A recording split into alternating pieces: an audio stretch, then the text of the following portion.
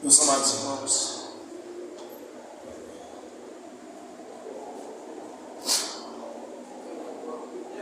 boa noite, a paz do Senhor.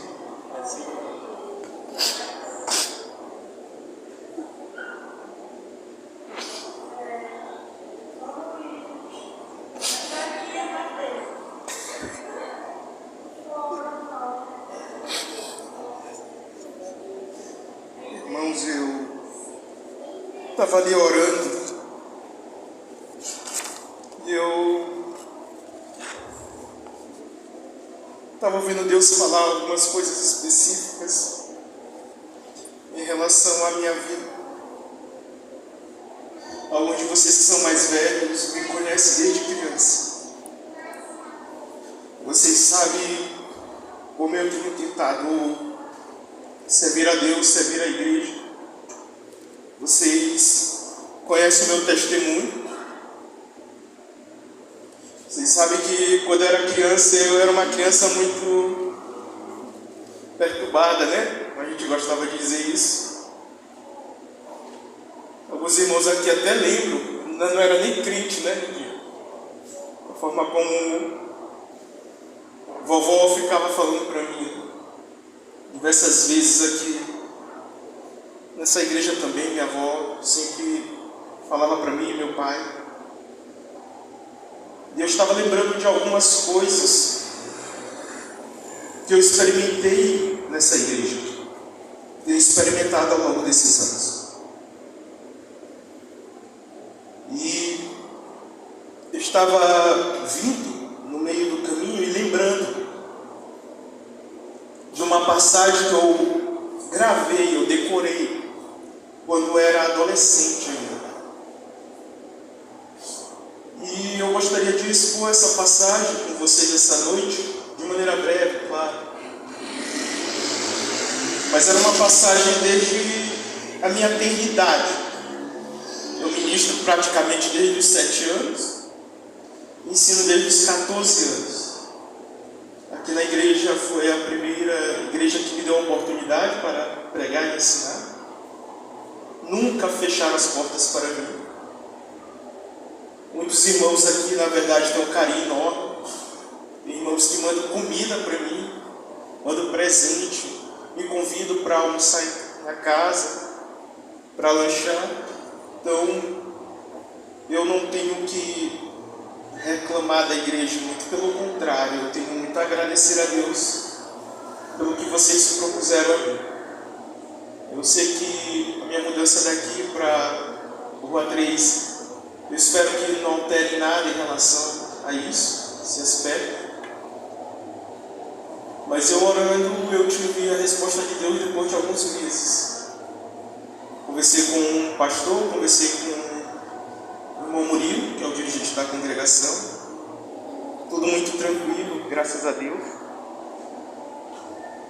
E eu gostaria de agradecer desde já por tudo. Pedir perdão também, porque certamente eu errei algumas coisas.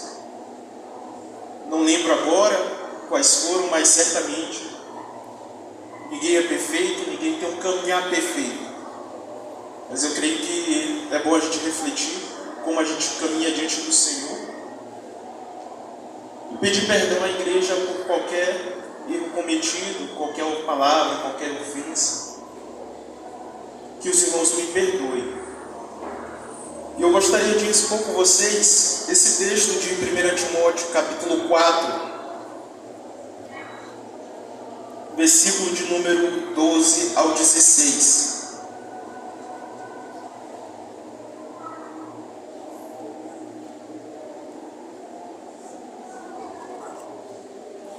Timóteo, capítulo 4, versículo 12 ao 16.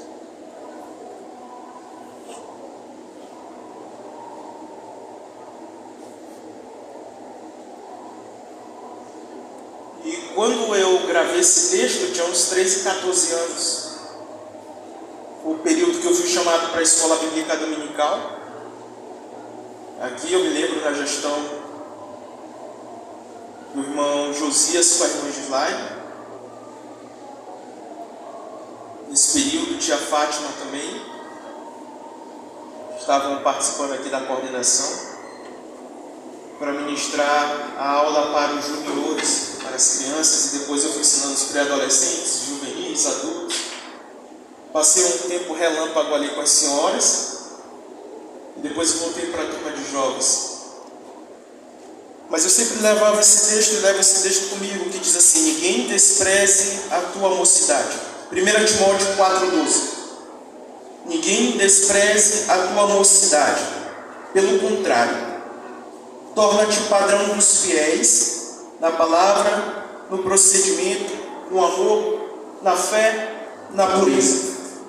Até a minha chegada, aplica-te à leitura, à exortação, ao ensino. Não te faças negligente para com o dom que há em ti, o qual te foi concedido mediante profecia, com imposição das mãos do presbitério. Medita estas coisas e nelas sê diligente, para que teu progresso a todos seja manifesto. Tem cuidado de ti mesmo e da doutrina. Persevera nestes deveres, porque fazendo assim, salvarás tanto a ti mesmo como aos teus ouvidos. Quando Paulo escreveu a Timóteo, ele era praticamente uns 2 anos mais velho do que eu. Hoje eu tenho 28 anos, fiz mês passado. Timóteo tinha por volta de 30 anos. Ia pastorear uma igreja grande, que foi fundada por Paulo, pastoreada por ele, pastoreada pelo apóstolo João. Então ele ia substituir, de certa forma, 2 grandes apóstolos, extremamente importantes para a igreja primitiva. Como uma igreja grande, Timóteo percebia que existia certos desafios ali presente, que ele iria enfrentar. Não é à toa que quando nós lemos 2 Timóteo, nós vamos perceber que ele era um jovem muito cabisbaixo. Ele era um jovem que tinha diversos problemas, mas que Paulo reconhecia nele o chamado de Deus para ministrar a palavra do Senhor. Agora Paulo vai escrever para Timóteo, como ele descreve no capítulo de número 3, versículo 14, dizendo: escrevo-te estas coisas, esperando ver-te em breve, para que, se eu tardar, fique ciente de como deve proceder na casa de Deus, que é a igreja do Deus vivo, coluna e baluarte da verdade. Paulo, portanto, estava escrevendo para Timóteo para dizer como ele deveria proceder na casa de Deus, como ele deveria viver como líder diante das pessoas, diante de Deus, e como deveria conduzir a vida daquelas pessoas diante do Senhor. Nas Sagradas Escrituras nós encontramos o alicerce firme, fiel, de como nós devemos conduzir a casa de Deus e conduzir as nossas próprias vidas. Ao entrar em certas livrarias do shopping, nós vamos encontrar diversos livros dizendo: olha aqui, 5 dicas para uma liderança de sucesso. Olha aqui, 5 dicas para como você deve influenciar as pessoas. E você vai encontrar diversos livros a respeito disso. E quando você olha para aqueles livros e tenta aplicar aqueles métodos, cedo ou tarde eles já não mais valerão. Vão se criar outros métodos. Mas quando nós olhamos para as Sagradas Escrituras, nós encontramos a maneira infalível de conduzir a casa de Deus. Passa os céus e passa a terra, mas a palavra de Deus permanece para todos. Quando eu fui colocado para ensinar os jovens, eu ficava muito preocupado, dizendo: Senhor, eu sou muito novo, eu não sei como ensinar, eu não sei como falar, eu não sei como conduzir aquele pequeno rebanho que é a escola bíblica dominical. Mas ao ler a palavra de Deus, eu percebi o que Paulo falava para Timóteo. Está aqui as instruções de como você deve proceder na casa de Deus. A igreja do Deus vivo, coluna e baluarte da verdade. Então eu percebi que Paulo, falando no capítulo de número 4, que é o capítulo que nós lemos, Paulo dá 3 dicas a Timóteo de como ele deveria proceder, de como ele deveria cuidar de si mesmo. E a primeira está no versículo de número 12, dizendo: ninguém despreza a tua mocidade. Ninguém despreze a tua mocidade. Algumas vezes, e foi o que aconteceu comigo logo de imediato, algumas pessoas disseram assim: não, é muito novo para assumir aquela turma, é muito novo para ensinar. Eu tinha por volta de 18 e 19 anos quando fui coordenador de escola bíblica dominical aqui. Algumas pessoas disseram assim: era muito novo, era muito novo. Mas Paulo chega para Timóteo, e alguns irmãos da igreja de Éfeso estavam dizendo: é muito novo. E o texto diz assim: que ninguém despreze a tua mocidade. Irmãos, a igreja ela não deve desprezar a mocidade de ninguém.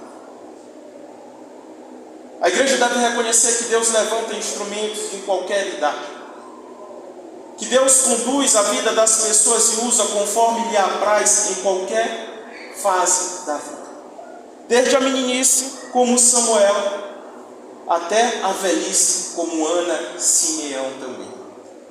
Nós vamos perceber que em cada fase da vida nós podemos e somos instrumentos da parte de Deus para a transformação de outras vidas. Mas aqui eu guardava no meu coração o fato de que a igreja não deveria desprezar a minha mocidade. Todavia eu também não devia tornar a minha mocidade desprezível diante de Deus e diante dos homens. Nós sabemos que muitas vezes, quando jovens, nós vivemos uma vida imatura, tomamos determinadas decisões, ao ponto de que a igreja reconhece que nós não estamos prontos para nada, ao ponto de dizer, e às vezes até dar álibi para ela criticar. Quantas e quantas vezes eu via aqui antigamente algumas irmãs dizendo: você é jovem, jovem só faz besteira, jovem não anda no caminho certo. Mas naquele momento eu entendi que eu tinha que tomar uma atitude diferente. Eu entendi que eu deveria consagrar a minha vida ao Senhor. Por isso Paulo vai dizer assim, que ninguém deveria desprezar. Mas o que então deveria fazer? E Paulo vai dar 3 conselhos. O primeiro deles está no versículo de número 12, dizendo assim: torna-te o padrão. Paulo queria que Timóteo fosse um padrão. E essa palavra no grego significa um ideal, um modelo, pelo qual as pessoas poderiam ver e dizer: olha como fulano de tal é, olha como ele vive a vida. E nós também devemos viver a vida como ele vive, uma vida correta diante do Senhor. E o que nós encontramos hoje são muitas vezes exemplos que não condizem com a realidade da graça que nos salvou. Práticas e condutas que na verdade descrevem que nós ou não fomos resgatados por Deus, ou estamos vivendo uma vida que não agrada ao Senhor. O exemplo é de fundamental importância, porque não basta apenas falarmos bem, não basta apenas ensinarmos, pregarmos, liderarmos, cantarmos e fazer qualquer outra coisa de maneira correta. É necessário que o nosso exemplo fale de maneira muito clara aquilo que nós pregamos. É por isso que Jesus, lá na Santa Ceia, no capítulo de número 14 do Evangelho de João, ele vai dizer de maneira clara aos seus discípulos: eu vos dei o exemplo para que vocês sigais também. Cristo Jesus não somente ensinou, não somente instruiu, mas sobretudo deu exemplo daquilo que falava. E a igreja deveria se tornar um exemplo semelhante a Cristo Jesus. Paulo chega a dizer que ele mesmo cuidava da sua própria conduta para que não fosse repreendido por ninguém. Ele chega a dizer que isso é como correr, como corriam os maratonistas de antigamente. Eles corriam para conquistar uma coroa de louro, e nós estamos correndo a corrida gloriosa para conquistarmos a vida eterna em Cristo Jesus. Se os homens se abstêm de diversas comidas, fazem treinos pesados, intensos, para conquistar uma medalha, uma coroa terrena que com o tempo irá perecer, quanto mais nós, cristãos, deveríamos cuidar de nossa vida espiritual para alcançarmos a coroa eterna. Então Paulo fala a Timóteo que ele deve ser exemplo, e exemplo na palavra, no procedimento, no amor, na fé e na pureza. A palavra ali descreve a maneira de falar. Timóteo deveria ser um exemplo no falar. Às vezes alguns cristãos falam palavras duras aos outros, que na verdade, ao invés de serem instrumentos de restauração, passam a se tornar instrumentos de condenação. Alguns outros cristãos vivem a vida, infelizmente, com palavras fortes, com xingamentos, como diz aqui a nossa cultura popular. Palavras que não condizem com a realidade da graça do Salvador. É por isso que Paulo vai dizer em Efésios, capítulo de número 4, capítulo de número 5, que nenhuma palavra torpe venha sair de nossa boca, mas que as palavras que venham sair de nossas bocas, dos nossos lábios, sejam para edificação. Existem cristãos que não abraçam isso, o exemplo no falar. Às vezes, por ser mais velhos e alguns mais jovens, tratam de maneira irreverente aqueles mais velhos que Deus tem dado à igreja. Algumas vezes os mais velhos tratam com palavras duras os mais jovens. E fica aquilo que nós chamamos de guerra de palavras, onde um ofende o outro de maneira contínua. Mas até nisso Paulo estava dizendo: você, que é mais jovem e vai liderar a igreja, esteja ciente de que vai ter pessoas mais velhas que você. E ele diz isso a Tito também. Portanto, ao se dirigir aos mais velhos, se dirijam como se fossem o seu pai. Aos mais velhos, deve se dirigir aos mais novos como se eles fossem os seus filhos. Aos outros que são semelhantes em nossa idade, nós deveríamos nos dirigir como se fossem os nossos irmãos. Palavras sábias, palavras de consolo, palavras de restauração. É por isso que Paulo vai dizer: quando vocês se juntam, um tem salmos, um tem palavra, outro tem profecia, outro tem palavra de consolo, e assim sucessivamente. Essas devem ser as nossas palavras. E desde a minha eternidade eu tenho tentado buscar isso. Falhei algumas vezes, diversas vezes, porque na caminhada cristã nós pensamos que a vida é assim, sempre uma reta para cima, mas às vezes tem os seus altos e baixos, e nós precisamos nos arrepender e voltar para o Senhor, dizer: Senhor, me ajuda a falar palavras que edificam o teu corpo, me ajuda a falar palavras que edificam a tua casa. Em segundo lugar, ele continua dizendo ainda nesse aspecto do exemplo, que ele deve ser exemplo no procedimento, a maneira como ele vive. A vida dele deve ser uma vida alinhada com a verdade da fé em Cristo Jesus. A vida dele não deve ser uma vida injusta. Ele não deve ser um homem ou uma mulher enganadora. Ele não deve ser uma pessoa que tenta tirar vantagens em cima dos outros. Não tem jeitinho brasileiro, meus amados irmãos, quando se trata da vida cristã. Nós brasileiros temos essa característica de sempre tentar tirar vantagem das outras pessoas. Eu sei que não são todos de nós, mas a grande maioria tem isso. E esse é um tipo de conduta que não diz com a realidade daquele que anda com Cristo Jesus. Cristo, em todo o seu procedimento, foi justo. O apóstolo Pedro, em sua primeira epístola, no capítulo 3, ele vai dizer: nele, em momento algum, houve engano, houve mentira. A conduta de Cristo Jesus era uma conduta que evidenciava aquilo que ele pregava. Então, nosso procedimento deve ser justo. E ele continua dizendo também no amor. Nós devemos ser exemplos uns aos outros.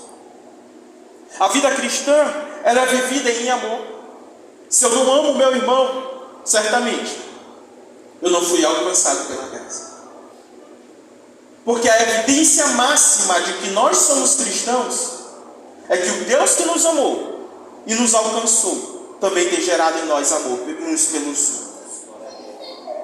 A vida cristã, principalmente na igreja, ela deve ser vivida em amor. Mateus, mas tem aquela pessoa que eu não suporto. Tem aquele irmão, aquela irmã que quando ele chega me dá uma agonia, ou me dá uma agonia muito grande e dá vontade de me retirar. Paulo, escrevendo aos Colossenses no capítulo 3, diz: suportai-vos uns aos outros em amor. E eu estou falando todas essas verdades, mas eu não estou dizendo que tudo isso aqui é fácil. Longe disso. Parece que quanto mais a gente tenta fazer aquilo que é correto ao longo da vida, parece que mais empecilhos aparecem para fazermos aquilo que é errado. E já percebeu que aquilo que é errado parece ser muito mais fácil de ser realizado do que o que é correto?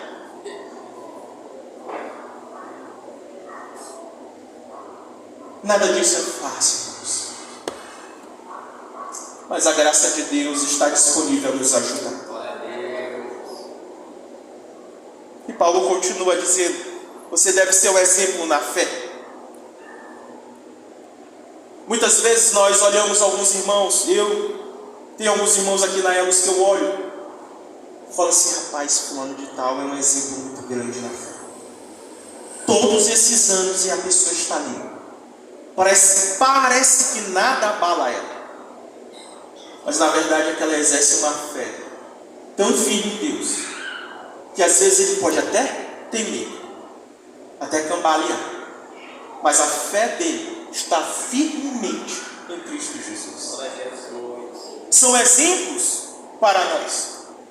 Exemplos são nos dados, não para que nós tornemos as pessoas santas. Exemplos nos são dados para que possamos seguir o caminho da piedade diante de Deus, para confiarmos plenamente em Cristo Jesus, para dizermos: Senhor, eu preciso mudar aqui, eu preciso mudar ali, eu preciso caminhar contigo. E a vida de pureza. A santidade é característica marcante. Os pensamentos, as palavras, as ações descrevem santidade diante do Senhor. Então Paulo está dizendo em primeiro lugar que Timóteo deveria ser exemplo em todos esses aspectos. Torna-te um padrão nisso, Timóteo, de tal forma que quando as pessoas da igreja olharem para ti, vai dizer: realmente, a palavra dele, o procedimento dele, o amor dele, a fé e a vida pura evidenciam que Cristo Jesus habita. Essa é a característica marcante daquele que anda com o Senhor. E Paulo prossegue dizendo assim: até a minha chegada aplica-te a leitura, a exortação, ao ensino. Não te faças negligente para com o dom que há em ti, ao qual foi concedido mediante a profecia, com imposição das mãos do presbitério. Paulo não queria que Timóteo fosse apenas exemplo no aspecto de palavras, de procedimento, de conduta, de amor, de fé e de pureza. Paulo também queria que Timóteo fosse exemplo na doutrina. Quando eu entrei para a escola bíblica dominical, eu pensava: agora eu tenho que ler mais Bíblia. Sempre quando um cargo é confiado a nós começamos a pensar o que nós não sabemos e as habilidades que nós não temos. E a pergunta que surge é: como eu vou fazer tal coisa que me foi confiada? E ao ler isso aqui, eu entendi que na verdade eu deveria me aplicar à leitura da palavra, ao ensino da palavra, a exortação, que é a incentivação a viver a prática correta da palavra. Por isso, irmãos, eu comecei a ler a Bíblia de maneira muito mais intensa. Diversas vezes eu já até falei de diversos livros aqui. Eu sempre tenho incentivado a igreja a estudar mais. E vocês são testemunhas disso. Eu sempre tenho dito que nós podemos sim crescer tanto na graça de Deus, na manifestação do poder do Espírito, quanto no conhecimento da palavra. Eu sempre tenho dito que o conhecimento não é inimigo da vida de poder, mas que na verdade o conhecimento das Sagradas Escrituras nos ensina a caminhar com poder na palavra de Deus. O Espírito usa a sua espada, e a sua espada é a sua palavra. O Espírito não pode ser apartado da palavra. É com a palavra que nós batalhamos as guerras espirituais. É com a palavra que nós combatemos as tentações que vêm em nossos pensamentos. É com a palavra que Cristo Jesus derrotou Satanás no deserto. É com a palavra que o jovem vai manter a sua vida pura. É com a palavra que a igreja passa a ser santificada. É pela palavra que a igreja passa a caminhar em santidade de maneira contínua diante do Senhor. E é pelo poder da palavra que nós iremos subir ao encontro do Senhor nas nuvens. Porque Paulo diz: dada a palavra de ordem.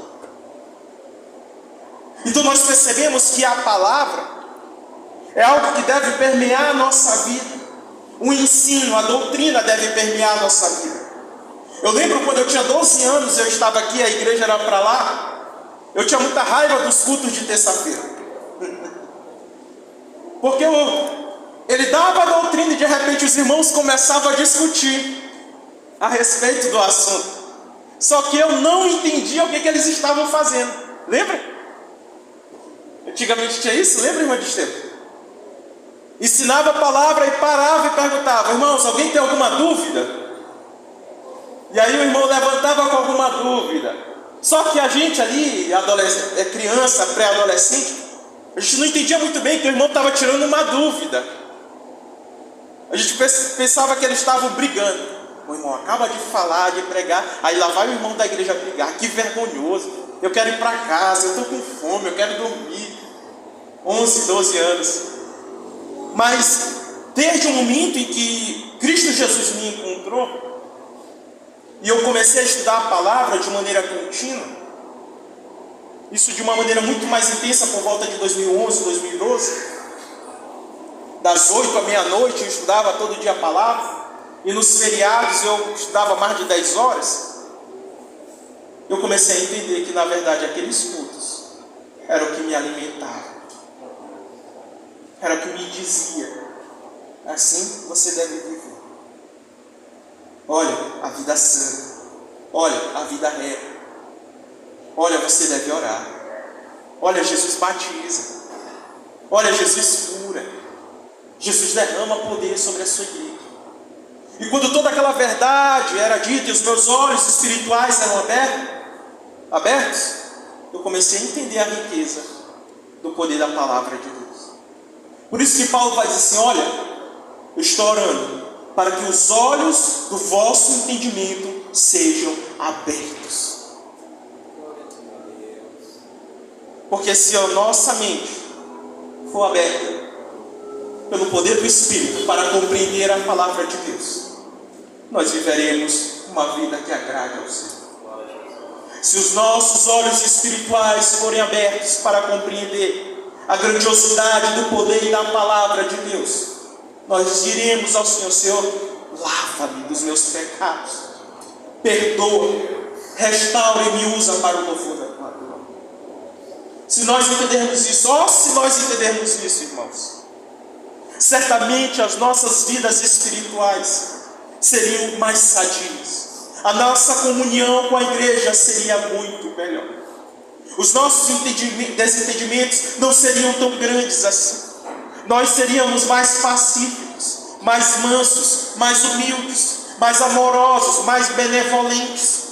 Se nós entendermos todas essas riquezas, nós viveríamos uma vida que fosse mais parecida com Cristo Jesus. E isso não está distante de nós. É como diz o profeta: está junto de ti, no teu coração, a palavra da verdade. A doutrina importa, porque é a doutrina correta que vai te instruir no caminho correto do Senhor. A riqueza da palavra de Deus é que vai nos conduzir da maneira que agrada ao Senhor. Agora note como Paulo diz isso: Timóteo, persevera nesses deveres, não te faça negligente para com o dom que há em ti. Eu me lembro que com 10 anos, essa igreja ainda era virada para lá, e um pastor naquele tempo havia vindo do Japão, e ele estava ministrando, era um missionário, um pastor missionário, e ele estava ministrando aqui nessa igreja. E ele disse para mim, eu lembro disso, nunca vou esquecer, tinha uma coluna bem aqui, o tempo que Bereca enfeitava a igreja com os TNT, e ele chegou, ele virou para mim e falou assim, ele virou para mim, papai, e perguntou, é teu filho? É assim. Eu lembro que isso ali foi uma experiência pessoal. Ele foi no culto, ele pegou o terno dele, ele colocou nos meus ombros e disse assim, você será ministro da palavra. Eu guardei aquilo ali no coração. Não entendia muito o que ele estava dizendo, mas eu guardei no coração. Com 14 anos, teve uma festa aqui, falando a respeito da vinda de Cristo Jesus, uma escola bíblica dominical, e um jovem pregando disse, você será usado no ministério da palavra. Eu lembro que eu olhei para ele e eu ri, sem acreditar, porque naquele período eu não estava lendo Bíblia, não sei como é que Deus usa a pessoa sem Bíblia. E ele falou, é você mesmo. E tinha uma janela desse lado aqui, e eu olhava para a parede. Eu disse que eu era mala. E ele falou, é você mesmo. E eu olhava para a parede. Ele é você. Eu olhava assim, olhava para o tempo Cássio e Thaleson, que se congregavam aqui. Aí ele falou, não são eles, é você. Eu falei, eu? Dentro de 2 anos você estará aqui nesse culto ministrando. Irmãos, no ano seguinte, eu passei praticamente um tempo sem vir à igreja. Até que Jesus me encontrou, alinhou a minha vida e eu comecei a estudar a palavra. E eu me lembro que o irmão Murilo me chamou num culto de doutrina. Eu havia voltado da igreja batista do Angelim para cá. E ele falou, Mateus, ministra aqui hoje. E eu lembro que eu ministrei em Romanos capítulo 1, versículo 18 ao 25. Que falava da justificação pela fé. Quando eu desci do púlpito, a irmã me chamou e disse assim, você se lembra que há 2 anos atrás Deus havia usado o pregador para dizer que dentro de 2 anos você estaria aqui ministrando no púlpito? Irmãos, aquela palavra foi como uma flecha no meu coração. E eu comecei a chorar. E eu disse assim, Senhor, obrigado. Porque independente dos caminhos que eu tomei, Tu sempre me preservou. E hoje eu estou aqui, não porque eu fiz alguma coisa, não. Mas porque a Tua graça foi quem me trouxe aqui. A graça de Deus, irmãos, preserva os seus filhos, ainda que as batalhas sejam duras.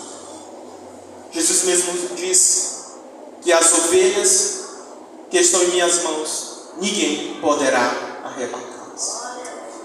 Judas, escrevendo o seu livro, aquele livro lá antes do Apocalipse, ele chega a dizer assim, Deus, Cristo Jesus, nos guardará de todo tropeço. Deus preserva o seu povo. Deus guarda o seu povo. E desde então eu comecei a me dedicar nisso. Paulo então está dizendo a Timóteo, viva uma vida exemplar. Viva uma vida exemplar também na doutrina. E ele continua dizendo no versículo de número 15 e 16, medita nestas coisas e nelas ser diligente, para que o teu progresso seja notório. O verbo meditar aqui é uma prática usada por animais. Lembra do boi que come a grama por um tempo, engole, depois regurgita? Por que ele faz isso? Parece nojento. Mas por que o boi faz isso? Porque existem propriedades que não foram absorvidas por ele no momento da alimentação. Então era necessário que ele pudesse regurgitar, a fim de que pudesse obter esses nutrientes. Paulo está usando essa expressão para dizer: quando você lê a palavra, você estuda a palavra, cedo ou tarde, por onde você estiver, a palavra irá voltar ao seu coração, e ela nutrirá a sua alma. É por isso que ele diz no versículo de número 6 desse capítulo: expondo estas coisas aos irmãos, serás bom ministro de Cristo Jesus, alimentado com as palavras da fé e da boa doutrina que tem seguido. A palavra é alimento para a nossa alma. A palavra é o que alimenta o nosso ser. É o que alimenta a nossa fé em Cristo Jesus. É ela que nos norteia, nos conduz em todos os nossos caminhos.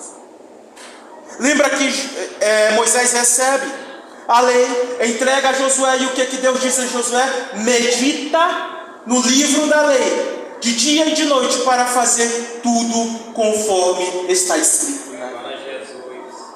Qual é a prosperidade do homem de Deus? Não é a riqueza, não é o bem material, não é o sucesso, não é a fama, não é o prestígio que o mundo pode nos oferecer.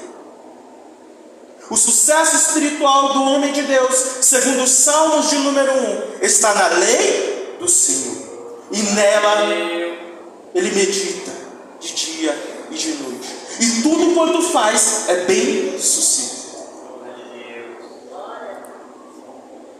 E eu tomei isso ao meu coração, medita. Quando eu queria conselhos específicos e não sabia a quem recorrer, eu meditava, eu orava. Quando algum jovem vinha pedir conselho, por eu ser jovem também não tinha tanta experiência, não tenho tanta experiência quanto as pessoas mais velhas. E o que eu lembrava? Da palavra. Lembra de Provérbios? Filho meu, dá-me o teu coração. Filho meu, busque a sabedoria, e ela te será suave ao teu paladar. Filho meu, se a palavra estiver no teu coração, os caminhos que irão sair dele te conduzirá para a vida eterna e vida em abundância. Filho meu, dá-me o teu coração, ame a minha palavra, busque a minha palavra.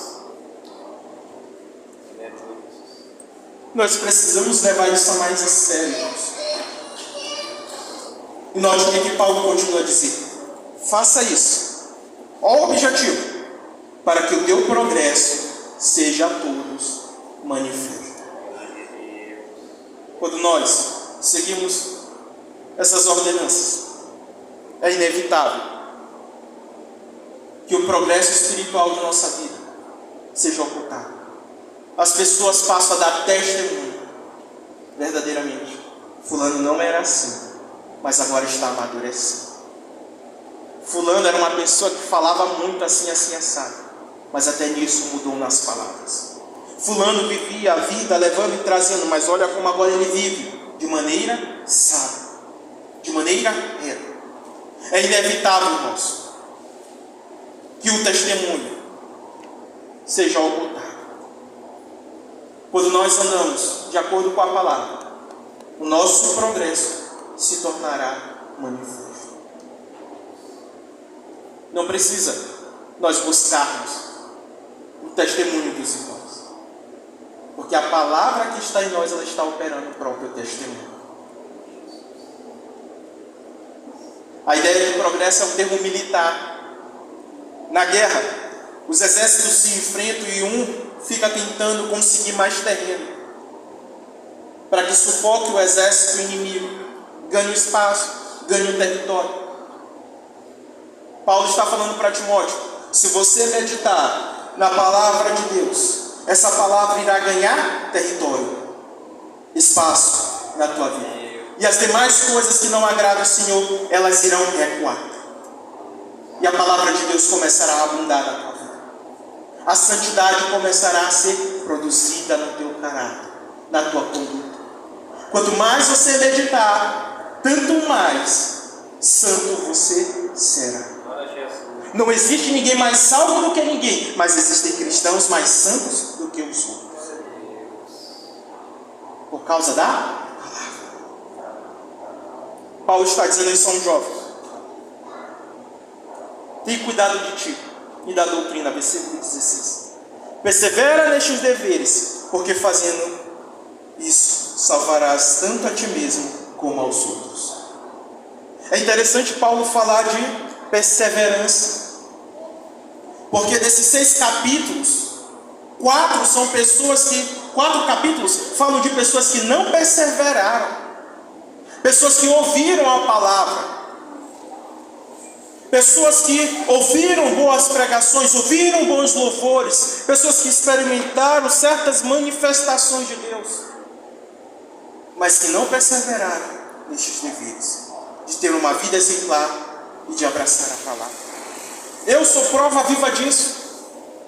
Quantas pessoas cresceram aqui junto comigo e hoje? Pessoas que pregavam, pessoas que ensinavam, pessoas que tocavam, que cantavam, pessoas que até lideraram, mas que hoje não estão aqui, porque não perseveraram nestes deveres. O Senhor nos preserva, irmãos. Essa é uma verdade. Mas é uma verdade também que nós devemos perseverar na palavra do Senhor. É necessário nós cuidarmos de nossa vida espiritual. Tem cuidado de ti mesmo. Tem cuidado da doutrina. Porque a maneira como você pensa dita a forma como você vive. E desde a minha eternidade eu tenho buscado isso. Não tem perfeição longe disso. Vocês vão encontrar ou encontraram muitas falhas em mim. Mas uma coisa que vocês perceberam, certamente, é que eu sempre me esforcei para viver à luz dessa palavra. E sempre que pude, instruir as pessoas no caminho do Senhor.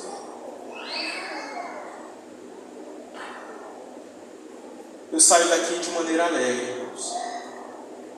Não saio com o coração pesado. Meu choro não é de tristeza, não é de angústia. Na verdade, é de alegria.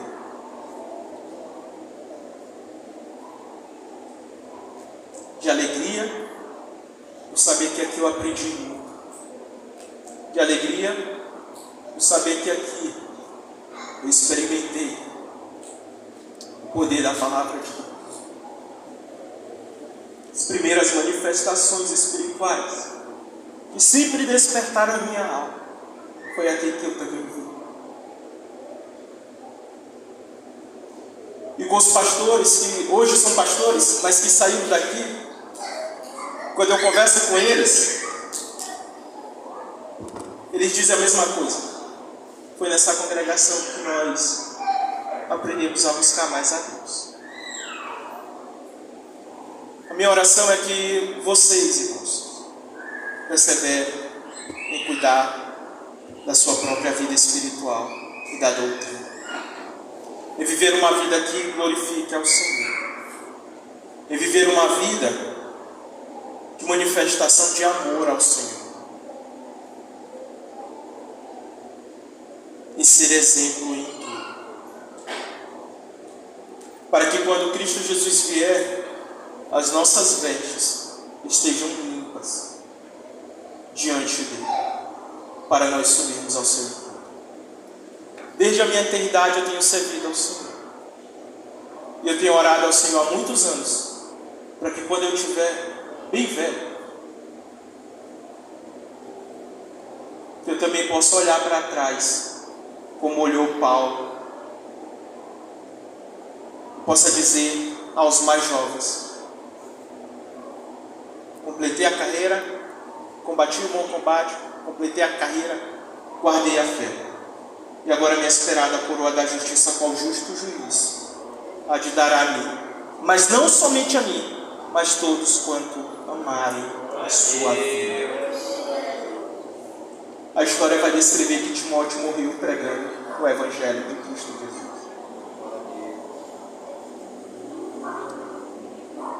Então, irmãos, eu quero agradecer por tudo que vocês fizeram por mim. Agradecer demais. Estava lembrando, eu lembro que quando a irmã do Simar mandou o almoço lá para mim, eu tinha tirado uma foto e mandado para a Camila. Eu falei, olha, a irmã mandou algo para eu almoçar. E quando a gente tira a foto, fica registrado na conta do Google. E quando passa um ano, ele lembra, né? Ele recorda, ele traz a foto. E aí ontem, essa foto havia chegado. Eu falei, olha, passou um ano daqui. Esse é um dos exemplos, eu estou citando apenas um dos exemplos. Tem outros casos, a irmã de Esteiro, outros irmãos mandavam coisas, sempre me chamaram para ir na casa, que sempre me recepcionaram. Ao irmão Murilo, que nunca fechou as portas para mim, muito pelo contrário, sempre incentivou. Aos demais irmãos, eu quero agradecer por tudo. Eu estou buscando palavras para dizer quanto eu sou grato. Não estou me retirando da área, só estou apenas mudando de congregação. Mas como o irmão Murilo disse, eu vou estar apoiando, ajudando, vindo aqui. Mas realmente, irmãos, hoje é uma noite de gratidão ao Senhor. Obrigado por tudo e que Deus em Cristo nos abençoe.